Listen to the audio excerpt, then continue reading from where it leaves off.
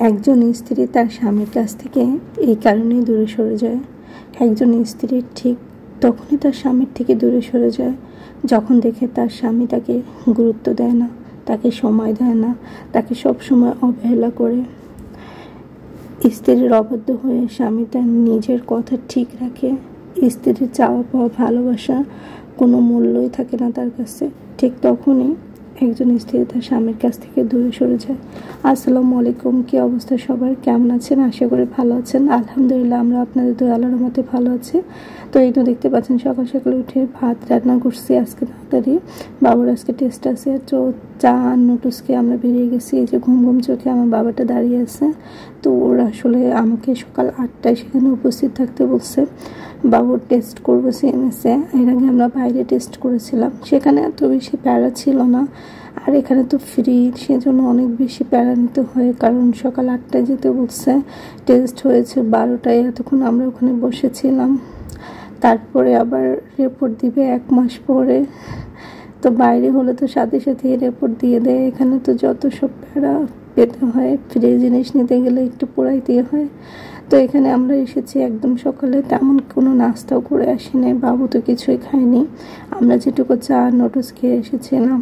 তো এই তো বাবুকে এখান থেকে খাবার কিনে দিলাম, ডোনাট। তোমরা বাবুর জন্য দোয়া করো প্লিজ প্লিজ আপু ভাইয়েরা। আর আমি তো ওর মা, ওর জন্য সবসময় আমি দোয়া করি। আর ওর জন্য অনেক অনেক দোয়া ভালোবাসা আমার মন থেকে সবসময় থাকে। তোমাদের জন্য অনেক দোয়া ভালোবাসা আমার মন থেকে থাকলেও সবসময় আমি তোমাদের জন্য দোয়া করি। আল্লাহ তোমাদের সবাইকে অনেক বেশি ভালো রাখুক, সুস্থ রাখুক। আচ্ছা, তোমাদেরকে হয়তো অনেকেই জানো না বাবুর কী হয়েছে।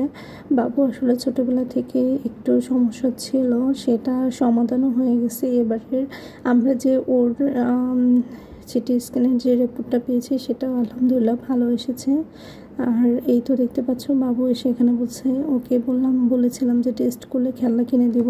তো এখানে এসে দেখি সব খেলনা ওর বাসায় আছে, তাই একটা খেলনা কিনে দিচ্ছি। আর ওকে কিছু ফল কিনে দিয়েছি। ওখানে সিঙ্গারা সমোসা নিয়েছিলাম, খাইনি, বাসায় চলে আসছে।